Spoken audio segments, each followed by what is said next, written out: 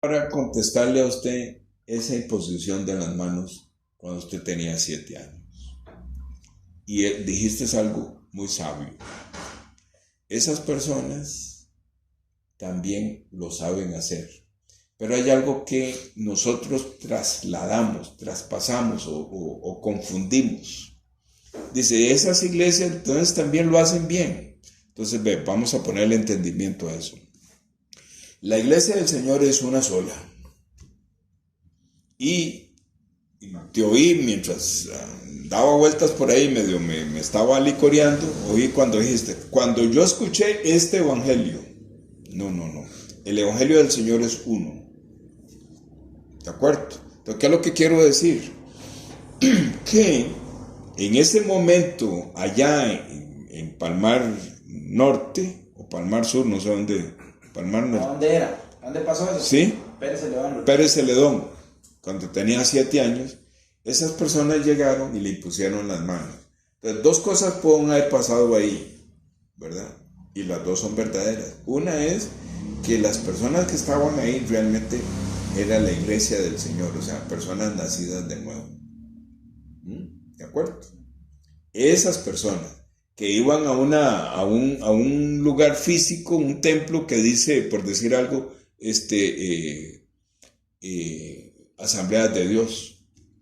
Las asambleas de Dios no es la iglesia del Señor, sino que dentro de las asambleas ¿cómo se llama?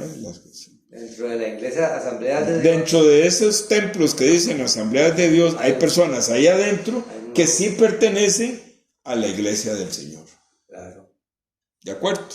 Entonces, ¿qué pasó? Porque yo le dije que eran 2 cosas. Una es que cuando esa persona nacida de nuevo te puso la mano, sabía lo que estaba haciendo.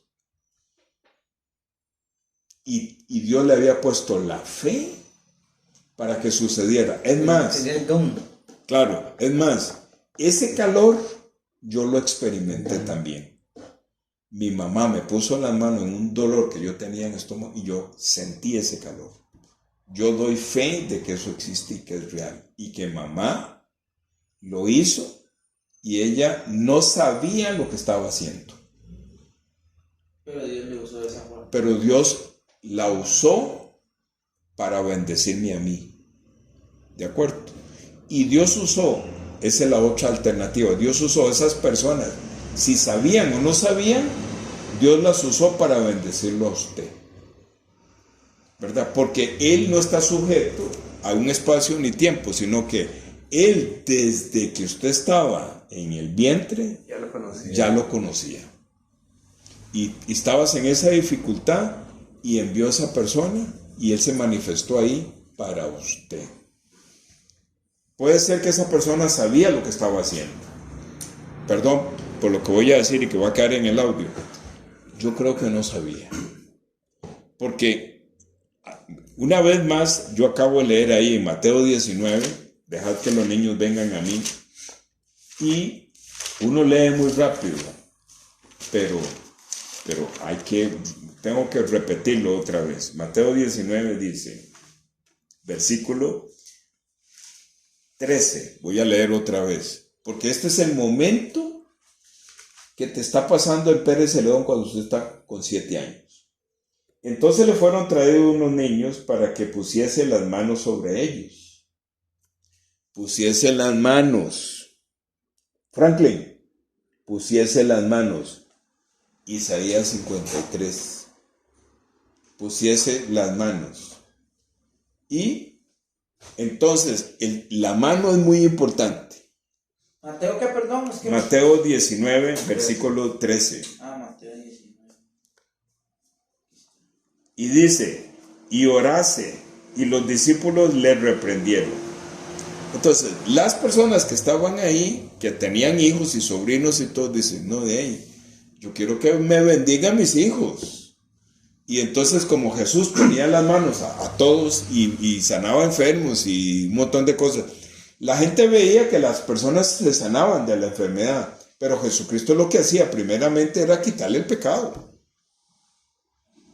Porque ve lo que dice, mas Jesús dijo, dejad a los niños y no les impidáis de venir a mí, porque de los tales es el reino del cielo. Entonces, cuando Él le pone las manos a estos niños, le saca el pecado, porque van a heredar el cielo. O sea, Dios tiene que ponernos un láser espiritual para ver el mensaje que está ahí escondido. Cuando usted le están haciendo esa dinámica, yo casi estoy seguro que ellos no sabían esto, de que cuando le pusieron las manos, el Señor te quitó el pecado. Pero usted no supo hasta el 2011, el 2012. ¿Ah? Qué importante eso de poner las manos. A mí se me quedó pegado cuando la mujer iba a enterrar a su hijo, su único hijo. Imagínense, en el camino iban para el cementerio ahí por Desamparados, y el Señor para el féretro, pone las manos en el féretro, y era, después de ahí me imagino que abrieron el féretro, ¿verdad? No, él dijo, entregarle al niño al joven, el hijo. Pero póngale atención a los 4 evangelios. Jesús a todos los tocaba. Y entonces le dio vida, ¿verdad? Le dio vida al muerto. Le quitó el pecado, ¿verdad? El pecado de muerte. El pecado de muerte. Le dio vida. Entonces Jesús siempre no es que Jesús era muy tocón. A todo mundo tocaba a él. Eso es, ¿qué quiere decir eso? Cómo Jesús quita el pecado a las personas, cómo se identifica con ellos, con las personas. Entonces, ese día, el Señor te liberó del pecado, pero no supiste hasta el 2012. Y fuiste libre del azote, porque el Señor Jesús le dice a esta mujer, tu fe te ha salvado. Sé libre de este azote. La mujer con flujo de sangre. ¿De acuerdo? Porque ella tocó el borde. Sí. Yo también lo acabo de explicar. Alguien me preguntó sobre el bautismo de Jesús. ¿Cómo fue? Entonces, yo estaba aquí. ¿Cómo fue? Yo hice un par de audios de eso. Entonces yo explico otra vez, ¿verdad? Porque, Arnoldo, usted me verá a mí constantemente, en toda oportunidad, explicando la profundidad del pecado y cómo se libre del pecado. Pero Dios pone en mí diferentes palabras, Él me guía, y yo puedo leer en la Biblia diferentes porciones de la Biblia que me permiten volver a hablar de la muerte de Jesucristo, pero con un sabor diferente. No es aburrido. Porque alguien me dijo por ahí, pero es que no se puede estar predicando el evangelio del perdón del pecado todos los domingos. Y yo me quedé pensando, digo, ¿cómo? ¿Por qué no? Si esa es la razón de ser de la Biblia. Entonces ahí, él está diciendo algo contrario a lo que enseña la Biblia, porque la Biblia por todos lados habla del pecado. Sí, esa persona, por eso vino Jesucristo. Esa persona dice, no se puede estar predicando el perdón del pecado todos los domingos. Hello, claro que sí, eso es lo que hay que hacer. De doña Sandra, si yo voy y le predico que el Señor la va a bendecir y usted va a ver qué tal cosa y qué tal cosa, y no le hablo con profundidad sobre el pecado y cómo ella es libre del pecado, en este momento tendría yo la carga aquí en mi corazón de que doña Sandra se murió y nunca le hablé de la fuerza del pecado ni cómo ser libre del pecado. Entonces tendría yo, pero perdí el tiempo. Yo siempre digo, no, Arnoldo, no se puede perder el tiempo. Yo fui hoy a visitar a mamá, y así que hablamos y conversamos un buen rato. Le digo, mamá, ¿puedo invitar a doña Miriam para que esté aquí para conversar? Y en eso estaba doña Carmen ahí. Y le digo, entonces la saludé, le digo, ¿cómo se llama usted? Ya me dijo. Le digo, ¿por qué no se vuelve y vamos a compartir la Biblia? Entonces ella me dijo que no. Y entonces en eso yo vi a Byron, entonces le hablé por la ventana, Byron, así, me dice, voy a ver, entonces Byron salió, voy a ver si doña Miriam quiere, pero hubo ahí una cosa ahí que no sé, entonces yo no quise como forzarlo. Sería que se llama terapia o lo tenía en algún lado, no sé. Sí, no sé, pero en mi corazón, Arnoldo, Cuando yo voy allá, estoy pensando en tu mamá. ¿Mm? ¿Me entendés? ¿Cuántas veces te digo Marta, Marta? ¿Cuánto te digo Natalia? ¿Cuántas veces te digo, ¿cómo se llama la chiquita que está en Francia? Silvia. Silvia. ¿Ah? Todo el tiempo, Leo, todo el tiempo. ¿Ah? ¿Por qué? Porque no es, perdón, porque tengo que ser claro, no es mío esta locura. Es que él, donde él iba a eso, a perdonar el pecado. A quitar el pecado. A quitar el pecado. Y él le quita el pecado a estos niños. Y también nos deja una enseñanza que cuando uno nace de nuevo es como un niño. Entonces, tenemos que estarnos congregando. Porque necesitamos crecer. En este caso, digamos, yo soy el hermano mayor. Voy un poquito adelante de usted. Pero no necesariamente quiere decir que todo el tiempo va a ser igual. Puede ser que en un año o 2 años después Arnoldo esté guiándome a mí. Hay montones de personas en las iglesias que tienen años de estar en la iglesia y no saben qué es el evangelio. Y no saben realmente por qué Jesucristo dice que... Pues son salvas. Pues pueden ser salvas, sí, ignorantes. Porque, por ejemplo, de esto hay mucho, por el mismo Pablo, cuando llega donde los Gálatas, ¿verdad? Se enoja fuertemente, ¿verdad? Y los trata mal, les dice, ustedes, debiendo ya ser maestros, dice, son como niños, tienen necesidad de leche espiritual y no de vianda. Dice, porque no sois capaces, o sea, tanto tiempo, tenían tiempo, ¿verdad? De haber escuchado el evangelio y no han crecido. Quiero terminar, Leo, quiero terminar este audio porque hace un rato lo iba a decir y me fui por allá, me fui por acá. Voy a atreverme a decir lo que voy a decir, porque tengo que decirlo. Porque estos audios se van a quedar ahí y muchas personas los están escuchando.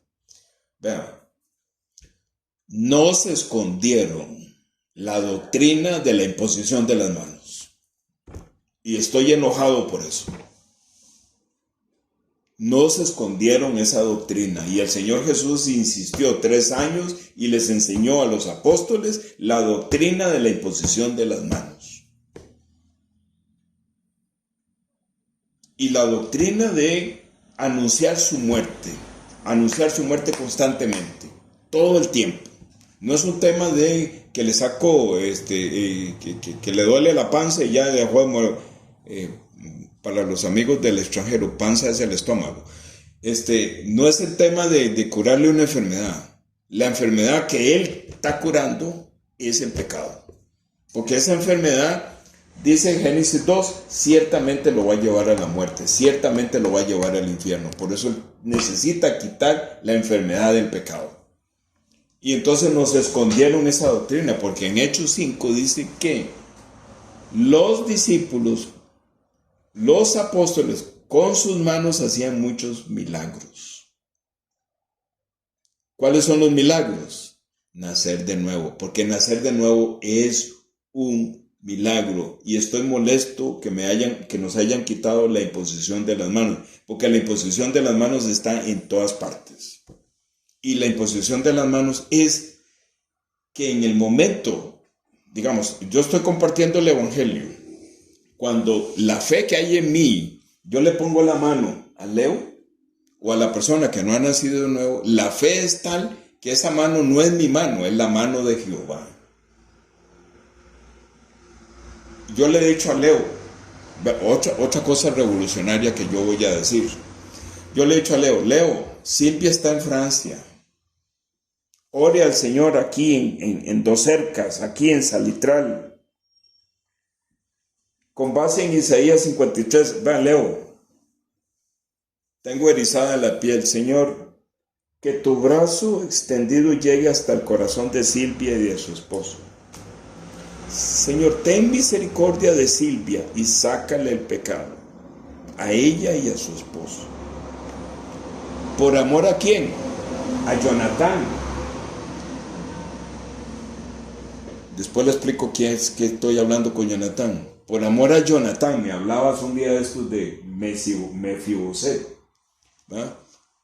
Entonces, Leo, desde aquí usted puede clamar a Dios con base en Isaías 53 por Silvia y su yerno. Sí, yo hago de vez en cuando algo así. Amén. Porque está creyendo en la promesa de que Está serás creyendo en la salvo palabra. en tu casa. Ya, correcto. Entonces, ¿Tu casa es los hijos o hermanos, padre, madre? cuñados, vecinos, esa es tu casa.